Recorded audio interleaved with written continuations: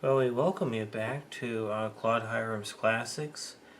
This evening we're going to do a short video, a review of the Timex Ironman, and just a really popular watch.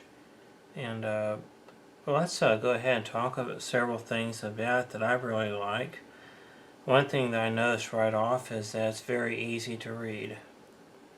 I like the nice big numbers where you don't have to strain, and when a person's jogging, whatever they do, they just look down at their watch real quick and the numbers are real big. The next thing I like about this watch is that this particular one happens to be Velcro, and others have a rubber band, which is also great. Maybe I prefer Velcro on this particular watch. Now we see this word Shock down here, and as you know, you probably know, this Timex competes directly with some of the G-Shock models from Casio. And as we see, it says Shock, and that's not just a decoration. This watch, as well as the Casio G-Shock and others, meets a specific regulation that's independent from Casio and Timex. So in order to say Shock on there, it really is very much shock resistant. Not all Timex models or not all Casio models say that on them. Not all of them meet that requirement. Let's see, the next thing that I like is it's a nice size. It's a 42 millimeter across. It weighs just 1.8 ounces, a little bit less than 2 ounces. When you put it on your wrist, pretty soon you'll forget it's there. It's really nice and light. Something else about it, it has a 200-meter water resistance rating. According to Timex, it's not something they recommend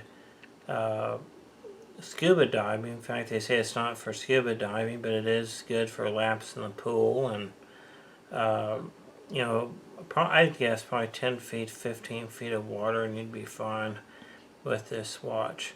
I like the color of it. It's dark blue and black. And several other things. It is simple, very easy to use.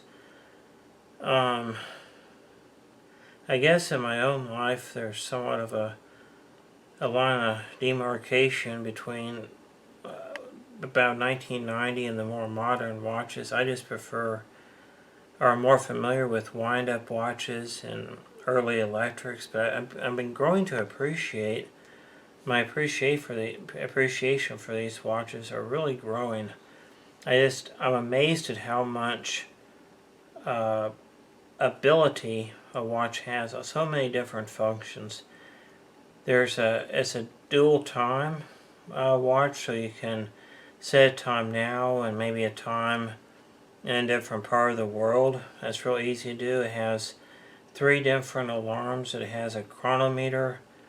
It has just about anything you could possibly want on the watch. The Indiglo function works extremely well.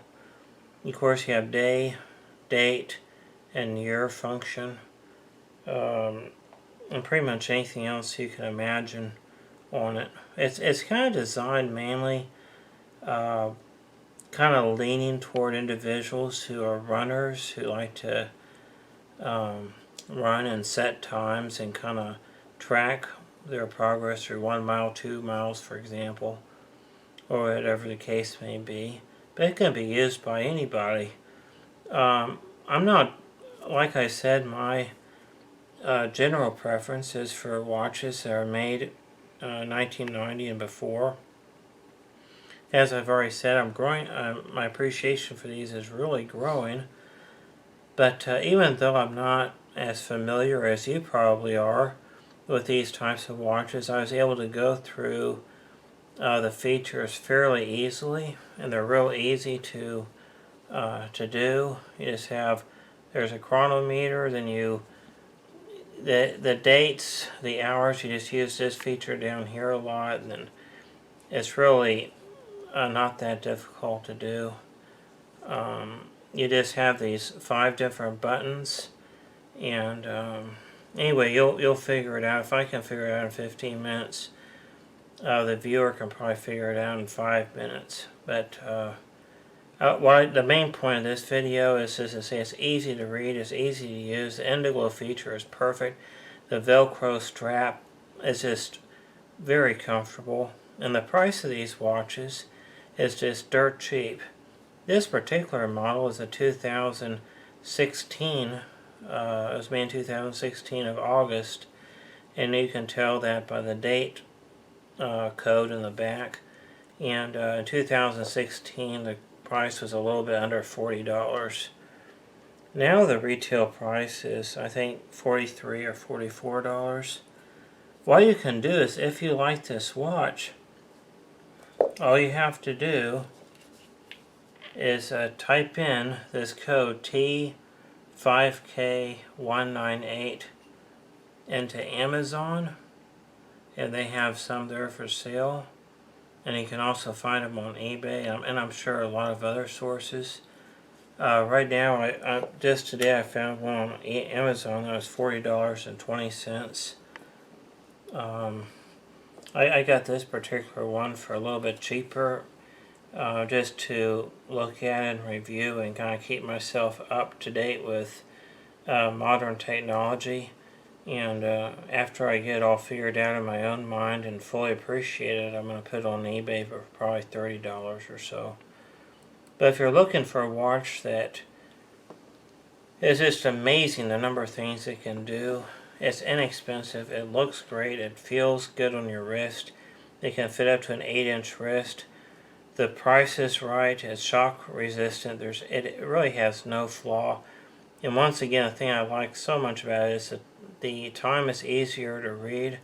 I think the time is easier to read on the Timex Shock than it is on the Casio G-Shock. I think that's one of its main advantages.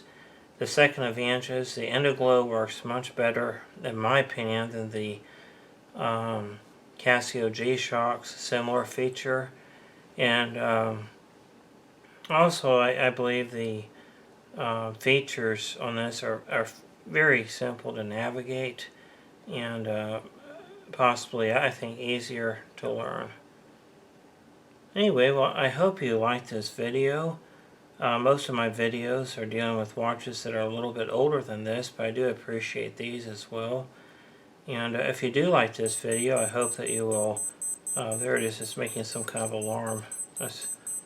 Some kind of alarm went off. Anyway, it's a nice watch. Anyway, I hope that you enjoy this video, and if you do, enjoy this one. We have a lot of others on YouTube. Well, thank you for watching, and have a good night.